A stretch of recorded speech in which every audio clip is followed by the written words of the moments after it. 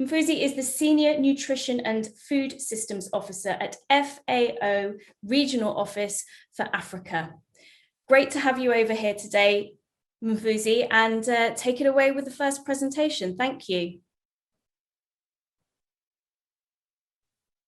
Thank you, Helen, for the introductions. Good morning, good afternoon, everyone, and dear participants. We are happy to be here today. I'm going to be presenting in this very important webinar on them because we are talking about food consumer behavior. I'm just going to give an overview of what is the malnutrition situation in the world and what do food systems tend to play in addressing the situation. Well, I don't know how many colleagues or how many participants know about the nutrition, the big nutrition agenda, the political commitments around fighting malnutrition and making sure that food contributes to sustainable development. We have a number of instruments that have been agreed upon, including the International Decade of Action called ICN2, which runs from 2014 to 2025. We have, of course, the Sustainable Development Goals, especially SDG2. And here in Africa as well, we have a lot of initiatives, including the Malabo targets and the Malabo commitments. These are political instruments. There are many others that are ensuring that food systems contribute to fighting the problems of malnutrition in the world. What we know now is that, according to statistics, there are still close to 700 million people that go to bed hungry, or close to 9% of the world population. This is according to the 2019 statistics, according to the prevalence of undernourishment. This is an SDG2 indicator that the world uses to track progress towards eliminating hunger and malnutrition as part of SDG2. So we also, there's also another indicator called the Food Insecurity Experience Scale that also paints a very bad picture of the world. The world is still not self-sufficient in food. Well, people are still not getting enough food they need, and they are malnourished. If the situation persists as it is, we are not going to achieve the SDG2 in 2030, unfortunately. So what we know now, these are some of the statistics with malnutrition affecting even children. We still have problems of low birth weight, stunting, wasting, micronutrient deficiency. As nutrition experts, we call this the triple burden of malnutrition. There's underweight, overweight, and micronutrient deficiency. They all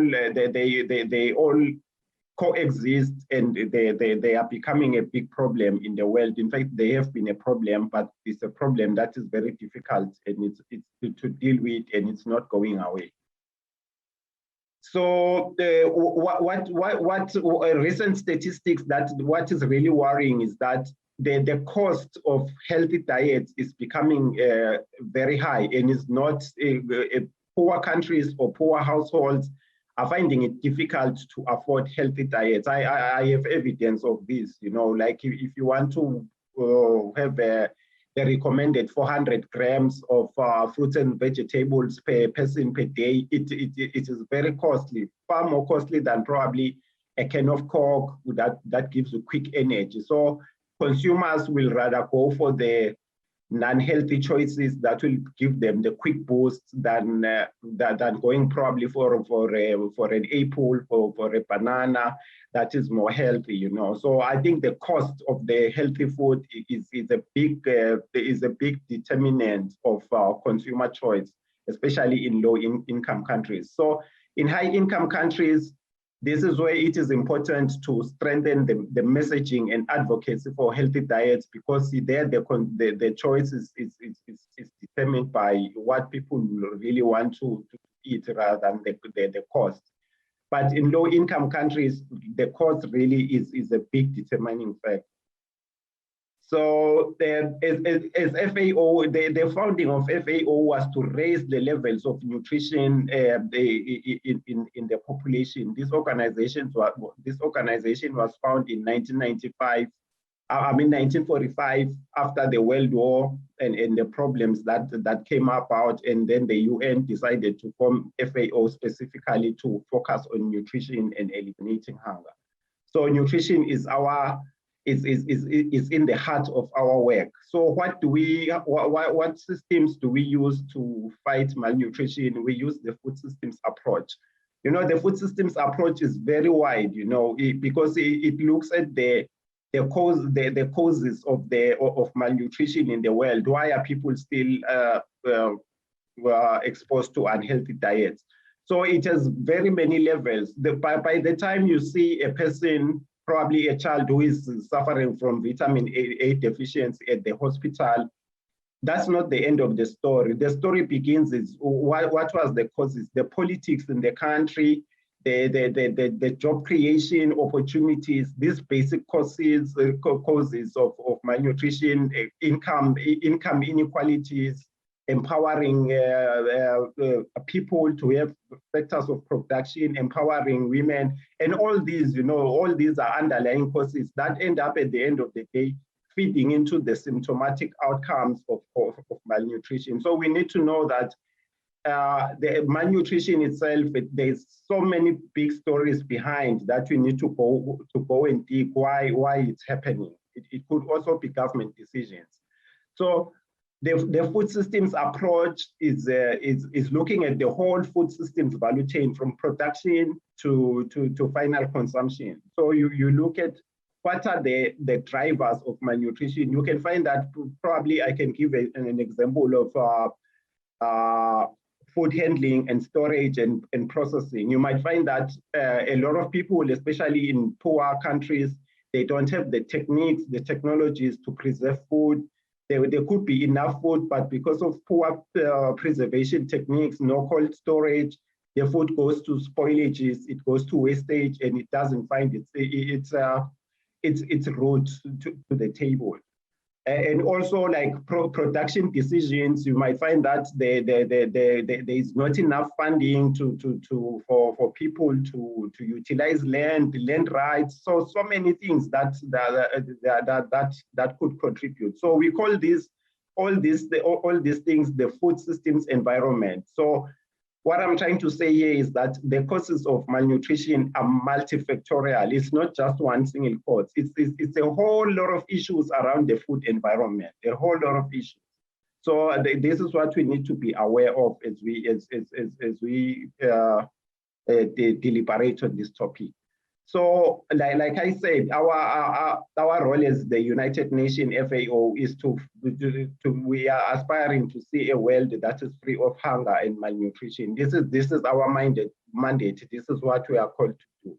So we have the technical expertise. We are supporting countries in a lot of things, and we are also making sure that the food that is produced in a sustainable and environmentally friendly manner. That this is very important. So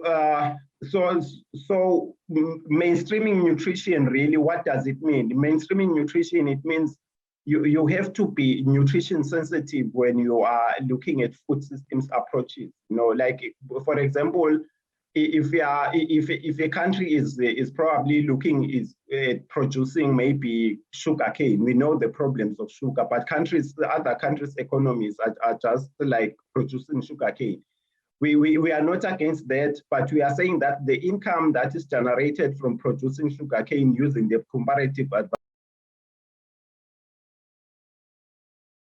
specify the diet of the household. This is nutrition sensitivity, so such that every income, every production decision, like the decision to eat at the end of the day should be a decision that is focused on nutrition. And the ability of people to buy food must be the ability of people to buy nutrition sensitive foods, nutrition packed food, not just to buy food. So this is our work, around these areas. So this is just a slide, an example of the difference between nutrition sensitive and traditional food systems, just to probably bring the point home. So like the traditional food systems, I will take an example, it was just geared at income, we are producing for income, we are producing for income. But here in a nutrition sensitive environment, we have to produce for nutrition. It's okay to produce for income, but at the end of the day, the household income must be used to diversify the household diet. I think this is the most important point. So